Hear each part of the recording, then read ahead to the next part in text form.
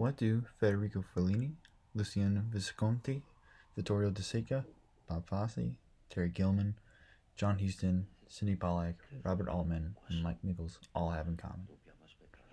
They had the desire to collaborate with one of Italy's most renowned and celebrated cinematographers, Giuseppe Rotondo, nicknamed Peppino.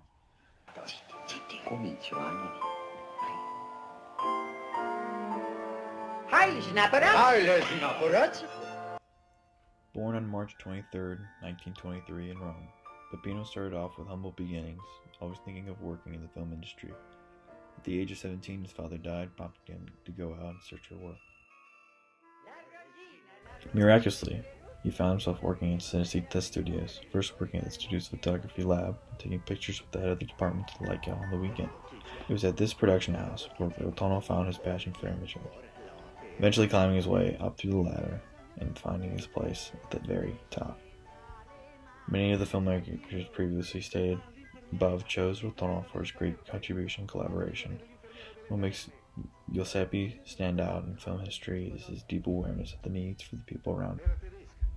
As you'll see with almost every film, it is his cinematography that he makes sure complements every other department in production to its fullest ability. Giuseppe Rotondo is considered a key figure in film history, not just for his contribution to the famous films he shot alone, but the strong connections he was able to foster with the entire production itself.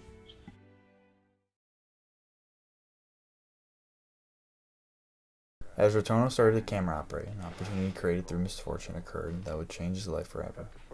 During a company move, the cinematographer of Luciano Visconti's film, Senso, Aldo Grazia, died in a car crash. After production began to try and fill in with outside people, it was Rotondo who replaced the role and ultimately finished the film with Visconti. It was after and prior that Peppino was able to create a strong artistic bond with the director. He's quoted as saying, "I did many films with him from 1951 on. First as a camera operator and later as a director of photography. I had that relationship for work, for life, forever." Peppino has also said that Visconti felt like a father figure to him. This collaboration is considered one of his most revered, but in my opinion, also one of his most constructive, as I'll state through some of their most famous collaborations. White Nights was Rotondo and Visconti's first solo collaboration. Built at the Cinecittà Studios, where they recreated an entire district of Villa Norma in precise detail. The collaborators set out to create an environment that, as Visconti initially stated to Rotondo, the film should look real, yet at the same time unreal. And when it looks unreal, it should also look somehow real. With probably any other person, this phrase would sound so contradictory that it wouldn't be possible. But for Rotondo, it was very concrete to him what he was trying to say. Perché almeno per me fu una scoperta che Luchino stava facendo un film a momenti teatro e a momenti cinema. Il regista non può sempre spiegare a parole, io credo che nessuno ci riuscirebbe, quali possono essere le atmosfere, i sapori, i valori visivi di un qualche cosa. This is a key element of Rotondo's practice that keeps on popping up on every project. Any phrase or gesture that the director says or does is immediately interpreted by it. It is these judgments that Peppino is able to understand that makes his practice so constructive between departments. Cinematography-wise, for this production, he truly creates the aura of a daunting labyrinth that the city symbolizes as. Through lighting, atmosphere is altered through the use of giant Milanese silks draped through the set. By utilizing this old theater technique, he was able to either keep the look of the city or enhance the thickness of the fog by controlling the lighting of the fog itself. With composition, he fully utilizes the entire set. As you'll also hear with his other works, the placement of characters is essential to understand their mental states. Peppino stretches the placement of characters close and far depending on each emotional beat and story/plot point. Ma che succede? It is at this next stage of both their lives where I consider Rotondo's collaboration with Visconti started to be less creatively freeing.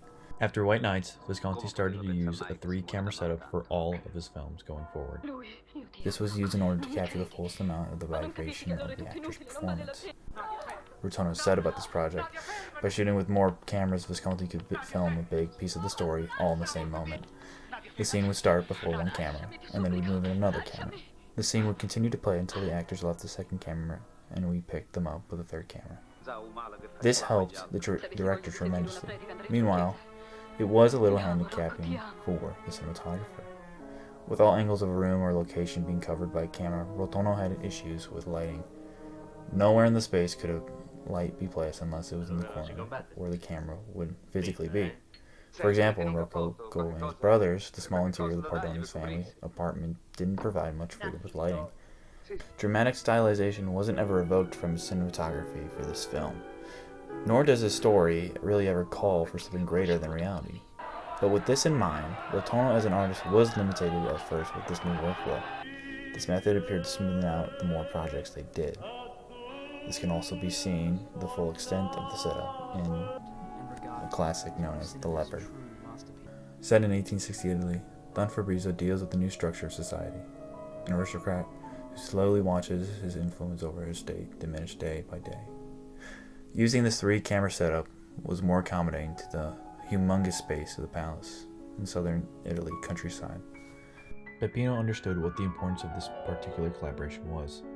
The cinematography never truly suffered because it always fulfilled the thesis of every film that they created.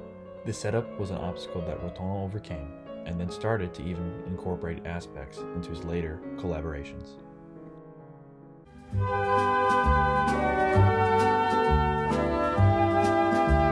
Considered to be Rotono's most well-known collaborator, Fellini and him contained an immense bond for each other. They quickly became friends. Rotono has even said that Fellini felt like a school buddy, saying, "Often that's what we thought of ourselves, college buddies." The two men grew a great bond that never really broke off until the unfortunate death of Fellini. What really attracted both men about each other was the freedom they both gave each other. Dei costumi, il trucco sulle facce. Qualche volta ero io che chiedevo se avesse avuto qualche desiderio, qualche cosa, insomma, che cosa sentiva dal punto di vista visivo. E lui mi rispondeva: fai, poi ti dico. Tu fai, poi ti dico. Insomma, andavamo avanti sempre così. Intorno a Federico ho sempre costruito la luce per i 360 gradi del campo, anche in esterni. Perché questo sentirsi libero per lui era il massimo della felicità, perché lo faceva sentire sempre padrone della cosa. It is this workplace bond that truly capitalized on the trust both men had for each other. By them working together to get rid of their anxieties and fully trust each other, they are both creating the best possible work environment for them to succeed at their jobs.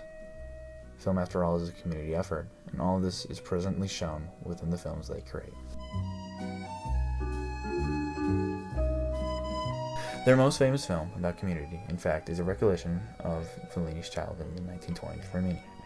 Rotono's style was the perfect match, to paint scenes in a more luscious way than reality, but without drawing attention to the fact.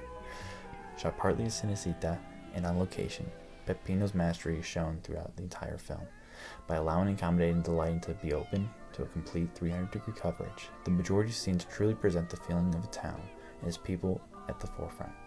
The initial bonfire scene is primarily lit straight down from high above the frame, consistently throughout the entire scene. Even with the bonfire erupting in flames, a strong frontal light, not incorporating a flicker effect with a new source or anything, persists as the main motivating source. This approach to lighting is strikingly simple, but it does its job due to the context of this film. Just like the simplistic lighting, the approach to camera is always strapped to the majority of the characters. This is a subtle, unconsciously closing effect that has been placed with the viewer. What the placement does is bring the audience and subjects closer together physically. Rotono has said before in an interview, the cameras went close in and followed the actors, and never came out until the end of the film.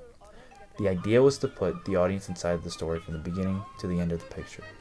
Stylization is then added so effectively to this already established grammar of visual storytelling. Take a look at this portion where Grisica seduces the print. The addition of a warm red hue from the lighting setup just plays into this fantastical rumor that the townsmen talk about. Same for the street peddler invading the harem.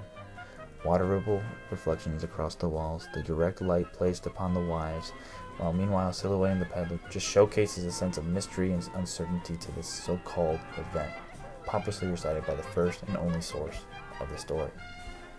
This sort of whimsical stylization is what Rotono's work mainly consists of. City of Women, and the ship sails on. all carry with its identity. Rotono's style was definitely identified mainly with Fellini. It is when these famous directors, Terry Gilliam, John Huston, and who we'll be finally talking about, Bob Fosse, wanted to see when choosing Giuseppe for future projects.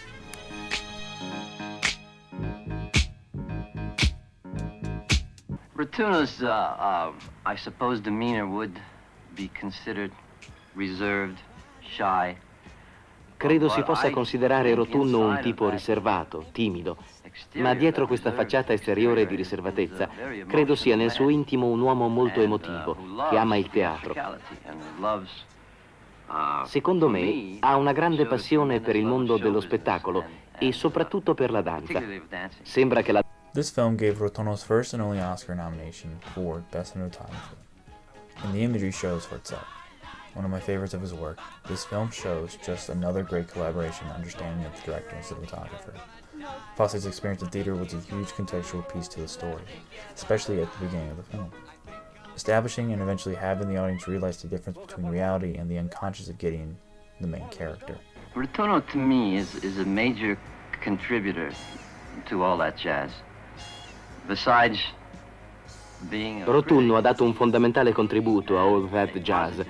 Oltre ad essere stato un critico, un valido critico, in molti casi è stato la mia coscienza. Man mano che cresceva il nostro rapporto durante il film, cresceva anche la mia fiducia nel suo lavoro. And to help execute my visions, he was Per aiutarmi a realizzare quello che avevo in mente, mi chiedeva continuamente quali effetti. This conscious approach, just like all of his previous films and collaborations, truly showed his voice within the entirety of the film. The documentarian-like style that is shown for the opening and the subsequent scenes all show the hectic and mind-consuming aspect that Fosse tries to portray through Gideon. It is then contrasted by the elegance of theatrical showcase of his inner mind that really stand out from the other world. In a sense, Rotono abandons reality in favor of emotional truth. Every composition perfectly expresses Gideon's inner state in a particular moment in time.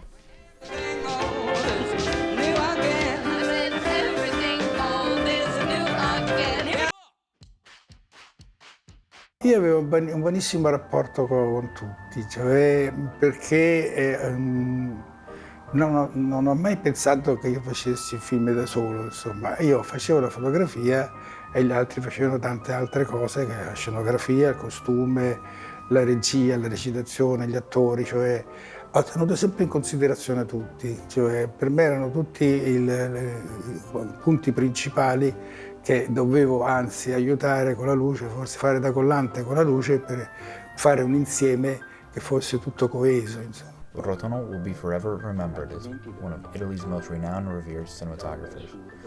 Through the special connections he was able to create within each production, his identity portrays an outstanding love for humanity.